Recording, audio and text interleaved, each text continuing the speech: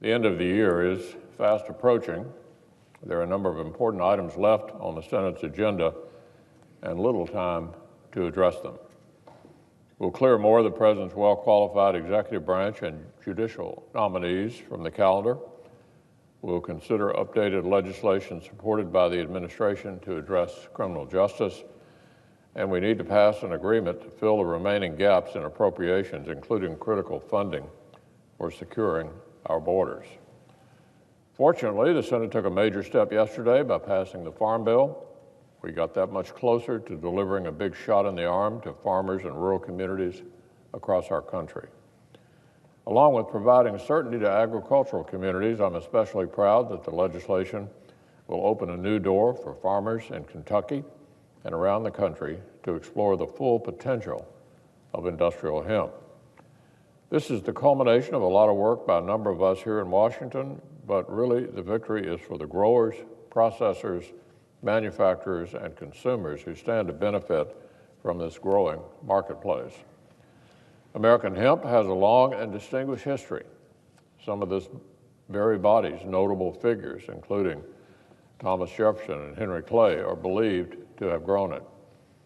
During World War II, the federal government even encouraged hemp production to support the war effort.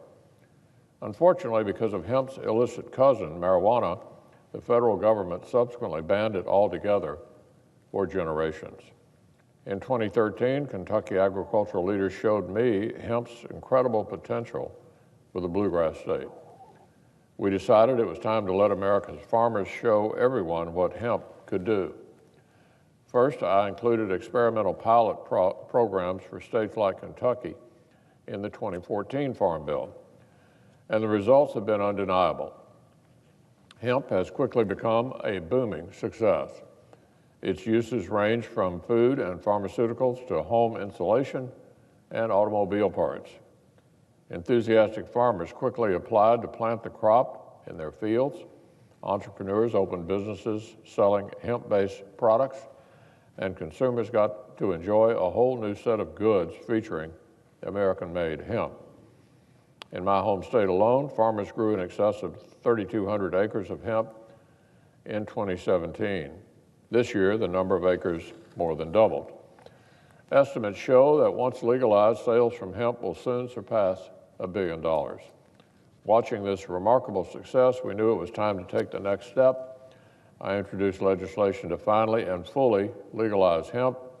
Working with agricultural leaders and law enforcement in Kentucky and here in Washington, we built support.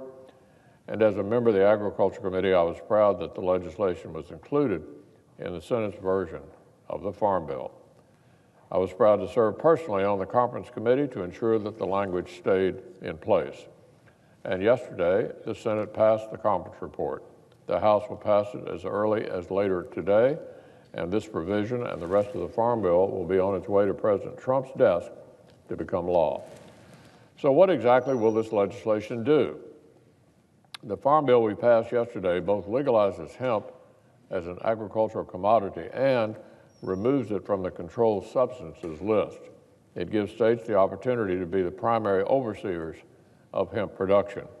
It also allows hemp researchers to apply for competitive federal grants from the U.S. Department of Agriculture and made hemp eligible for crop insurance. Together, these features will encourage new opportunities for struggling farmers and their families, new products for use in construction, healthcare, and manufacturing, and new jobs in a broad range of fields. I've been honored to gain many partners throughout this process here in the Senate, thanks to the leading Democratic co-sponsor of our original bill, Senator Wyden, to my Kentucky colleague, Senator Paul. Congressman Jamie Comer has championed hemp for years and sponsored our legislation in the House. And in Kentucky, Commissioner Ryan Quarles has been a longtime ally of this crop's bright future in our Commonwealth.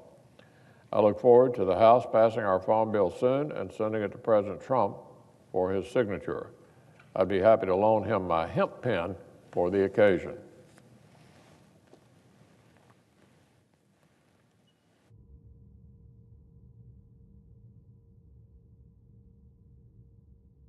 On an entirely different matter, later today, Mr. President, the Senate will vote on an attempt by some of our Democratic colleagues to undo a pro-privacy reform that Secretary Mnuchin and the Treasury Department implemented just a few months ago. As I discussed yesterday, there is neither any valid accounting reason nor a disclosure reason why the IRS needs access to donor lists of the kinds of tax-exempt nonprofit organizations in question. The Treasury Department has said the IRS simply does not need tax returns with donor names and addresses to do its job in this area. In a climate that is increasingly hostile to certain kinds of political expression and open debate, the last thing Washington needs to do is to chill the exercise of free speech and add to the sense of intimidation.